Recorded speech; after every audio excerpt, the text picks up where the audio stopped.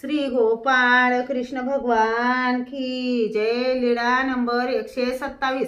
चांगदेव भटाचा खड खाबुलाचा खेळ। सर्वज्ञांचे घाटे हरिभटाच्या घरी रोज जेवण होत असे। एके दिवशी सर्वज्ञ तेथे झोपले।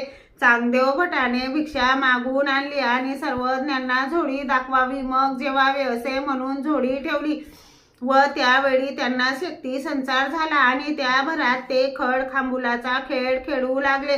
रात्रभर खेळतच होते। दुसऱ्या दिवशी सकाळी सर्वज्ञ तेथे गेले। चांगदेव भटांनी सर्वज्ञांना पाहताच दंडते घातले, श्रीचरणा लागले। यावर सर्वज्ञांनी दूरस्थ मातेचा दृष्टांत निरूपण केला। कोणी एकी माता असे ते लेकूर वाते निज उनी कांडू जाये का दळू जाये मोठं का पानाये आणि ते जाणे ते भुकेले असे मग येऊनी तयासी स्तन पान दे।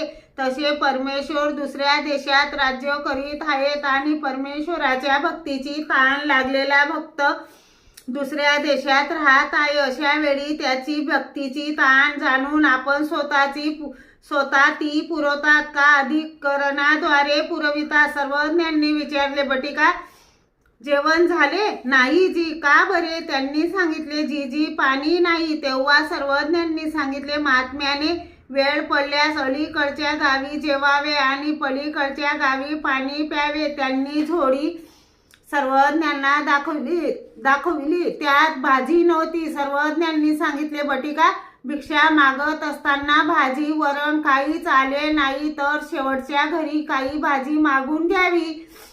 5 दिवस सर्वज्ञांचा तेथे मुक्काम होता। नंतर सर्वज्ञ तेथून निघाले। श्री गोपाळ कृष्ण भगवान की जय।